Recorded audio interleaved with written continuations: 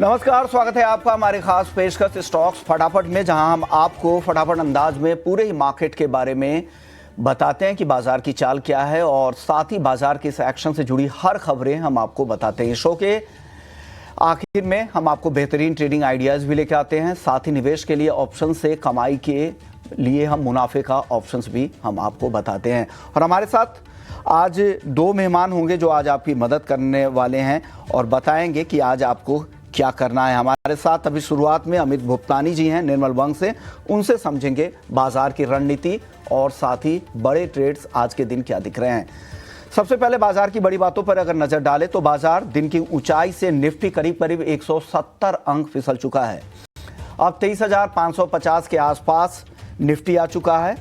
Bank Nifty को अगर देखें तो 400 अंकों से ज्यादा की गिरावट अभी फिलहाल दिख रही है और दिन के ऊपरी स्तरों से देखें तो 600 अंकों से भी ज्यादा निफ्टी बैंक भी टूट चुका है। फार्मा और प्राइवेट बैंकों पर आज दबाव सबसे ज्यादा दिख रहा है। तो गिरने वाले शेयरों में फार्मा स्टॉक्स है, प्राइवेट बैंक्स है, फाइनेंशियल्स है, जहां पर दबाव ज्यादा है। इसके अलावा अगर आप देखें इस कमजोर बाजार में भी तो चुनिंदा मेटल्स और पावर और चुनिंदा ऑटो स्टॉक्स में आज थोड़ी खरीदारी मिल रही है। तो इन स्टॉक से यहां पर बाजार को सहारा मिल रहा है। निफ्टी मिड कैप इंडेक्स 52,000 के अब नीचे आ चुका है।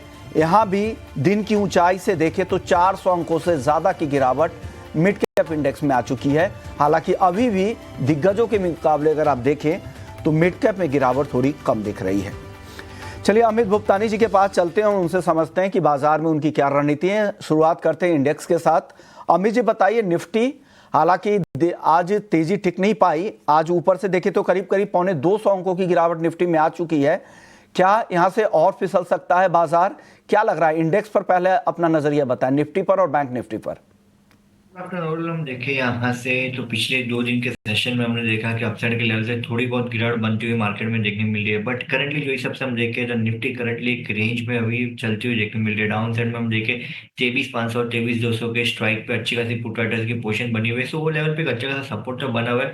और अपसाइड के लेवल पे हम देखें यहाँ से 24,000 पे एक मेजर रेजिस्टेंस है। 24,000 के लेवल पे हम देखें यहाँ से तो 24,000 पे कॉल राइटर्स की पोजीशन तो बनी हुई है। साथ ही टेक्निकल फ्रंट पे हम देखें यहाँ से तो 24,100 पे 200 डीएमए का यहाँ से रेजिस्टेंस बनते हुए देखने मिल रहा है। तो जैसे 24,100 का क्लियरेंस मिल जाए उसके बाद मैं कहूँगा नेक्स्ट राउंड ऑफ बाइंग यहाँ से मार्केट में देखने मिल सकती है। करंट मोमेंटम के हिसाब से जो हिसाब से हमें देखने मिल रहा है थोड़ा बहुत प्रॉफिट बुकिंग सेक्टरल ही नहीं, साथ ही साथ यहाँ से स्टॉक स्पेसिफिक भी हम देखें तो अपसाइड की लेवल से थोड़ी बहुत ब्रेक लगती हुई 2 दिन से देखने मिल रही है। वो हिसाब से लग रहा है आने वाले 2-4 दिन निफ्टी यही रेंज में ट्रेड करते देखने मिलेगी। 23,200 से 23,800 के रेंज में निफ्टी आने वाले दिनों में ट्रेड हो सकती है। सो करंटली रेंज पर मोमेंटम रहेगा अभी करंटली निफ्टी के लिए। बैंक निफ्टी की हम बात करें तो बैंक निफ्टी में डाउन साइड का जो सपोर्ट बनते हुए देखने मिल रहा है 200 डीएमए का, वो यहाँ से 50,850 के आसपास आते हुए देखने मिल रहा है। 50,850 के एक major support bank Nifty play करते हुए देखने मिल रहा है। 50,850 का लेवल अगर बैंक निफ्टी ब्रेक हो रहा है तो मैं कहूंगा वहां से एक फ्रेश शॉर्ट की पोजीशन इनिशिएट हो सकती है।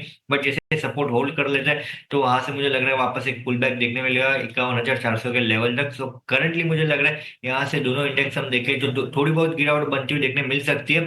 But momentum currently range bound रहेगा। तो मोमेंटम करेंटली रेंज बाउंड रहेगा और एक मुनाफा वसूली भी देख सकते हैं। जिस तरह की एक तरफा रैली बाजार में रिकवरी दिखी थी उसके बाद से ये थोड़ी मुनाफा वसूली यहाँ पर दिख रही है और नेक्स्ट राउंड ऑफ तेजी भी आप यहाँ से उम्मीद कर रहे हैं। चलिए अब कुछ स्टॉक स्पेसिफिक बात कर लेते हैं। शुरुआत हम वायदा बाजार के स्टॉक से करते हैं जहाँ पर आज दबाव दिख रहा है। एक बीएसई पर भी आज दबाव है।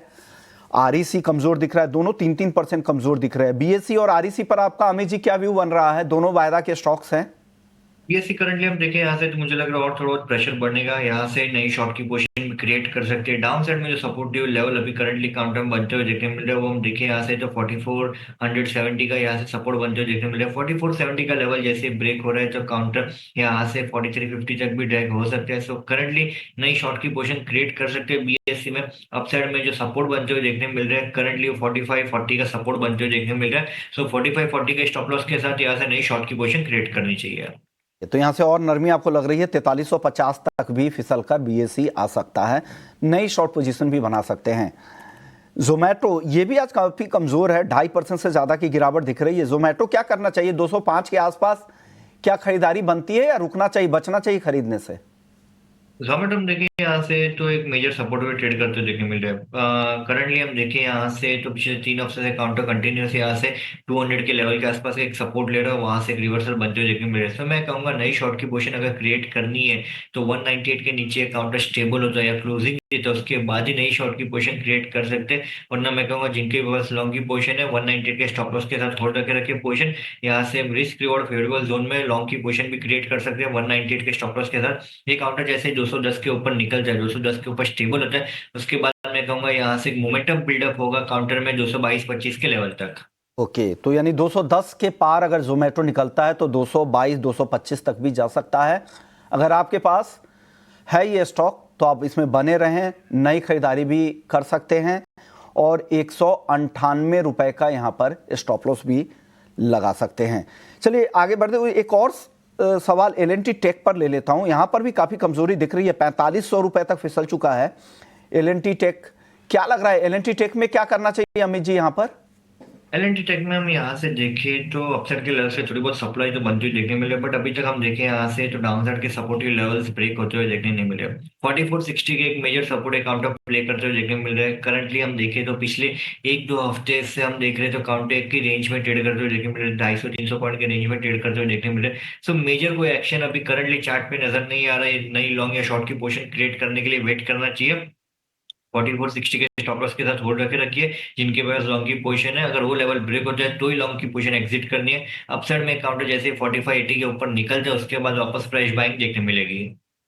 580 के ऊपर अगर निकलता है 4580 के ऊपर फिर नई बाइंग निकलेगी। अदरवाइज अभी आप 4460 के स्टॉप लॉस के साथ इसे होल्ड कर सकते हैं, ऐसा अमित जी को लगता है। चलिए अमित जी, अब आपके दो टॉपिक जानने का वक्त हो चुका है। बताइए कौन से इस बाजार में आपको कौन से ऐसे ट्रेड है जो आपको पसंद आ रहे हैं?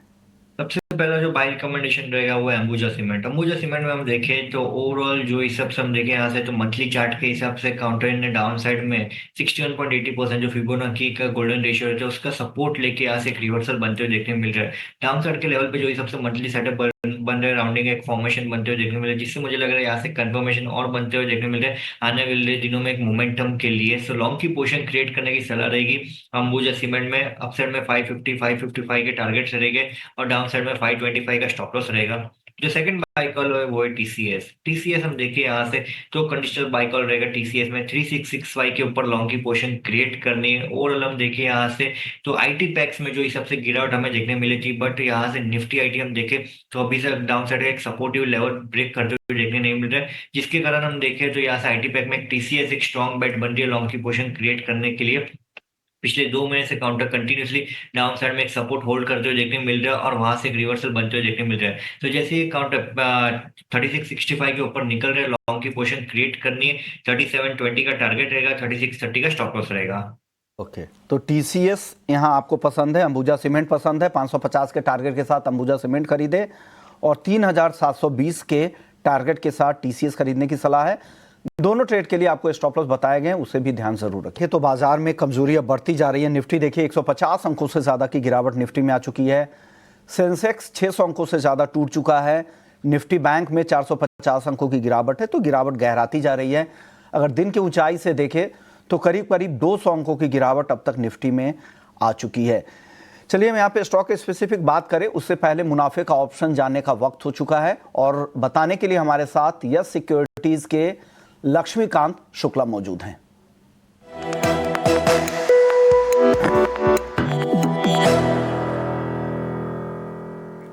लक्ष्मीकांत जी, आज ऑप्शंस में आपको कहां पे मौके दिख रहे हैं? गुड आफ्टरनून विष्णुमोहन जी। एक्चुअली हमें डीएलएफ में वीकनेस नजर आ रहा है। 3 दिनों पहले यहाँ पे एक ग्रेविस्टोन डोजी का फॉर्मेशन हुआ था और वहां से फिर हमें लोअर टॉप लोअर बॉटम के फॉर्मेशन बनते हुए नजर आ रहे हैं। अपार्ट फ्रॉम दिस यहाँ पर एक फॉलिंग ट्रेंड लाइन का रेजिस्टेंस भी है। हमें लगता है कि डीएलएफ में आने वाले समय में वीकनेस बढ़ सकता है, तो हमें नेक्स्ट मंथ अप्रैल मंथ के कॉन्ट्रैक्ट का 680 का पुट ऑप्शन बाय करके चलना है, जो अराउंड अभी 2021 के आसपास चल रहा है। इसमें हमें जो हमारे टारगेट आ रहे हैं वो आ रहे हैं 36 रुपीज के और हमें 12 रुपीज का स्टॉप लॉस मेंटेन रखना है यहाँ पर। तो अगर टारगेट अचीव होते हैं तो जो मैक्सिमम रिवॉर्ड है वो आ रहा है अराउंड 13,200 रुपीज का और जो मैक्सिमम रिस्क है वो है अराउंड 6,600 रुपीज का। तो लक्ष्मीकांत जी की तरफ से डीएलएफ की पुट खरीदने की सलाह है। नेक्स्ट महीने का अप्रैल मंथ के एक्सपायरी वाला 680 के स्ट्राइक की पुट खरीदनी है। 20 के आसपास आपको मिले, खरीदे। ये प्रीमियम 36 तक जा सकता है और प्रीमियम के लिए स्टॉप लॉस भी 12 का जरूर रखें। शुक्रिया लक्ष्मीकांत जी, आपने वक्त निकाला और हमारे दर्शकों को ऑप्शंस के ट्रेड बताएं। डीएलएफ पर एक व्यू आपका भी समझ लेते हैं। अमित जी, क्या लग रहा है डीएलएफ में? आज तो तेजी दिख रही है, हालांकि इन्होंने अगले सीरीज के लिए ये कॉल दी है ऑप्शंस की। डीएलएफ पर ओवरऑल आपका व्यू क्या है?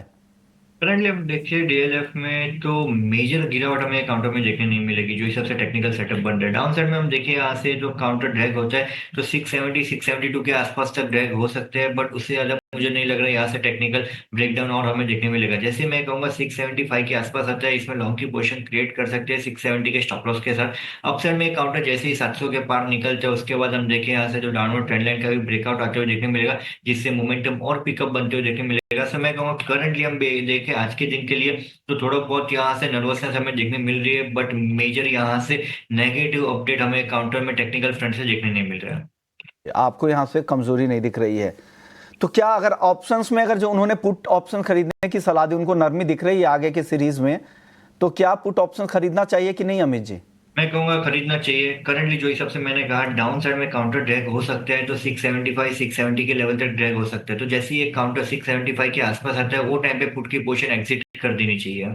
ओके, चलिए एक और काउंटर है भारती एयरटेल। आईपीटीबी लॉन्च का उनका ऐलान हुआ है 2000 सिटीज में। हालांकि आज के सत्र में दायरे में ही दिख रहा है, हल्की तेजी है 0.25% की। क्या लग रहा है, भारती एयरटेल में दम है सर और आगे बढ़ने का? अब करंटली जो हिसाब से हम देखें पिछले 9 महीने का जो हिसाब से हम देखें कंसोलिडेशन में काउंटर चल रहा था, उसके ऊपर का ब्रेकआउट हमें आज के दिन में देखने मिला। अपसाइड के लेवल से थोड़ी बहुत लिक्विडेशन बनती हुई देखने मिल रही है, बट जो लॉन्ग टर्म सेटअप और स्ट्रक्चर बनते हुए देखने मिल रहे हैं टेक्निकल फ्रंट से, उस हिसाब से काउंटर का सेटअप बहुत स्ट्रॉन्ग लग रहा है। मैं कहूंगा बाय एंड डिप्स की स्ट्रेटेजी रख के चलनी चाहिए। डाउन साइड में जो यहाँ से मेजर सपोर्ट है काउंटर का बनते हुए देखने मिल रहा है वो 1670 का है। 1670 का मेजर सपोर्ट बनते हुए देखने मिल रहा है। करंटली जो इस सबसे में देखने मिले मार्केट में थोड़ी बहुत गिरावट बन रही है, उसके सामने अगर एक काउंटर डिप मिलता है डाउन साइड में 1700 के आसपास, तो मैं कहूंगा अच्छी खासी एक रिस्क रिवॉर्ड वेरिएबल स्ट्रेटेजी बन सकती है वो टाइम पे लॉन्ग की पोजीशन क्रिएट करने के लिए। और अगर वो लेवल ब्रेक नहीं होता उसके पहले काउंटर अपसाइड में वापस 1750 का लेवल ब्रेक हो जाता है, तो मैं कहूंगा 1750 के ऊपर मोमेंटम, अच्छा खासा मोमेंटम बाइंग फ्रंट पे देखने मिलेगा। ओके, तो ये व्यू है भारती एयरटेल को लेके। आज के सत्र में कमजोर बाजार में भी देखिए ऑटो शेयरों में अच्छी तेजी है। बॉश करीब 2.5% ऊपर है। अशोक लेलैंड खबरों की वजह से यहाँ पर भी तेजी है। मदरसन में भी 1.5% की तेजी है। एमएनएम भी 1.5% से ज्यादा मजबूत है। इन काउंटर्स में से कुछ पसंद आ रहा है क्या अमित जी आपको आज? मैं कहूंगा ये काउंटर सब में से थोड़ा बहुत वेट करना चाहिए, क्योंकि जितने भी काउंटर्स के बारे में हम देखे यहाँ से अशोक लेलैंड, टाटा मोटर, बॉश, ये सब के सब काउंटर हम देख रहे हैं यहाँ से तो एवरेज के रेजिस्टेंस लेते हुए देखने मिल रहा है। सो मैं कहूंगा और एक राउंड ऑफ बाइंग है काउंटर में जरूरी है। ये ब्रेकआउट होने के लिए जो भी एवरेजेस का सपोर्ट ले रहे हैं 50 और 100 डीएमए के एवरेजेस के जो भी ये लोग रेजिस्टेंस ले रहे हैं उन लोगों का क्लियरेंस होना बहुत जरूरी है। जैसे ही और एक राउंड बाइंग आ जाए उसके बाद मैं कहूंगा ये सब रेजिस्टेंस अपसाइड में क्लियर होती हुई देखने मिलेगी और सप्लाई भी कम होती हुई देखने मिलेगी, जिसके कारण मैं कहूंगा 1-2 दिन और वेट करना है। जैसे ही कैरी फॉरवर्ड बाइंग कर लिया परसों के दिन में देखने मिलता है उसके बाद लॉन्ग की पोजीशन क्रिएट कर सकते हैं। कि आज फार्मा शेयरों में काफी दबाव दिख रहा है। मैक्स हेल्थ वगैरह देखिए या बाकी फार्मा भी, ग्रैनुअल्स और ओविंदो फार्मा, सब में कमजोरी दिख रही है। फार्मा में सर क्या हो रहा है, यहाँ पर कुछ मौके हैं क्या इस गिरावट में?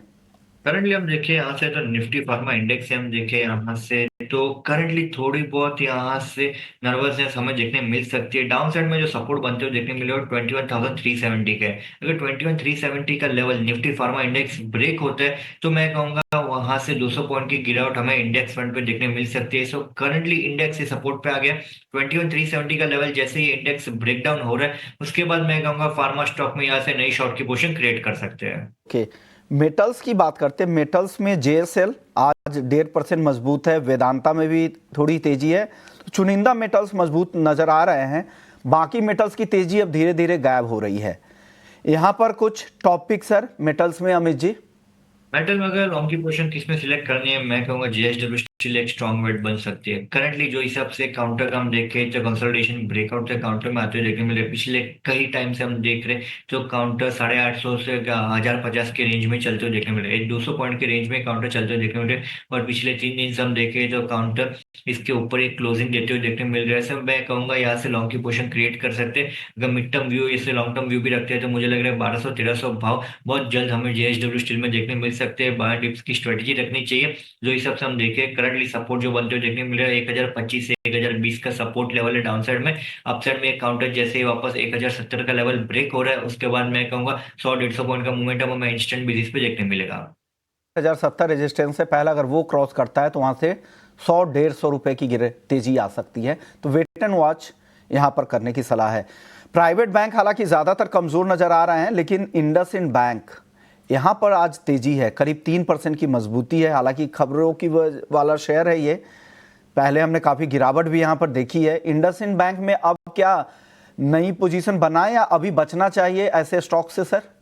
मैं कहूंगा बचना चाहिए। करंटली जो आज के दिन में तेजी भी हमें देखने मिल रही है, बट उसके कारण भी हम देखें सामने तो जो भी अपसाइड के सप्लाई जोन है, रेजिस्टेंस जोन है, उसका क्लियरेंस बनते हुए देखने नहीं मिल रहा। और डाउन साइड के लेवल पे हम देखें कंटिन्यूसली पिछले एक हफ्ते से जो भी चार्ट स्ट्रक्चर बनते हुए देखने मिल रहा है, अपसाइड के लेवल से एक वॉल्यूम साइड से यहाँ से सेलिंग ही देखने मिल रही है। सो काउंटर करंटली अभी सपोर्ट पे चलते हुए देखने मिल रहा है। 630 का सपोर्ट है, 630 के नीचे काउंटर जैसे स्टेबल होता है तो मैं कहूंगा और सेलिंग बनते हुए देखने मिल सकती है। सो मैं कहूंगा अवॉइड करना चाहिए। इसके सामने दूसरे प्राइवेट प्लेयर्स बहुत सारे जो अच्छे खासे बने हुए, पैटर्न्स भी अच्छी खासी बनी हुई है। जैसे हम देखें Kotak bank, ICICI bank, HDFC, axis, ये सब की पैटर्न अच्छी खासी बनी हुई है। आज के सेशन में प्राइवेट बैंक्स में इसलिए हमें प्रेशर देखने मिल रहा है। पिछले 10 दिन से या 7-8 दिन से हम देख रहे हैं कंटिन्यूसली एक बाइंग मोमेंटम बना हुआ है, उसके सामने थोड़ा बहुत प्रॉफिट बुकिंग देखने मिल रहा है। बट अगर कोई प्राइवेट बैंक्स में यहाँ से पोजीशन क्रिएट करनी है तो मैं कहूंगा कोटक, HDFC और एक्सिस, ये तीनों बैंक अच्छे लग रहे हैं। कि कोटक, एक्सिस अच्छे भी लगा। एक्सिस आज गिरा भी हुआ है सर, 2.5% गिरा हुआ है, तो करंट लेवल पे ही एक्सिस को खरीद ले क्या 11-15, या अगर आपको यहाँ पे मौके दिख रहे हैं तो एक 1100 के नीचे आ चुका है एक्सिस?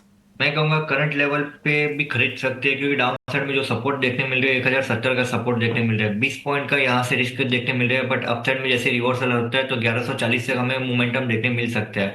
और एक्सिस बैंक हम देखें यहाँ से तो 200 DMA का जो रेजिस्टेंस भी बन रहा है अपसाइड में वो 1140 के लेवल पे ही बन रहा है। सो जैसे 200 DMA का क्लियरेंस मिलता है उसके बाद एक काउंटर एक फ्रेश रेंज में चला जाएगा और अपसाइड की रेंज जो ओपन हो जाएगी वो डायरेक्टली 1150 से 1300 की रेंज ओपन हो जाएगी। तो रिस्क रिवॉर्ड फेवरेबल जोन में काउंटर अच्छा खासा नीचे भी आया आज के दिन में। सो मैं कहूंगा यहाँ से लॉन्ग की पोजीशन क्रिएट कर सकते हैं।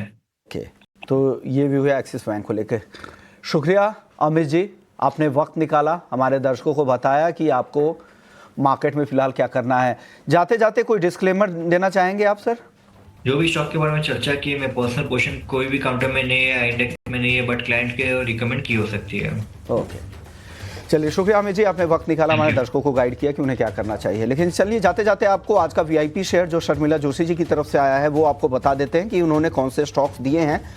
1.5 साल के लिए इन्वेस्टमेंट पिक है, वैल्यू इन्वेस्टमेंट पिक है। ABB 7500 के टारगेट के साथ खरीदारी की सलाह यहाँ पर आ रही है। 7500 रुपये का टारगेट है, आपको 18 महीने तक वेट करना पड़ेगा। इन्वेस्टमेंट पिक, VIP पिक आपके लिए है। तो चलिए स्टॉक फटाफट को यहीं समेटते हैं। No bug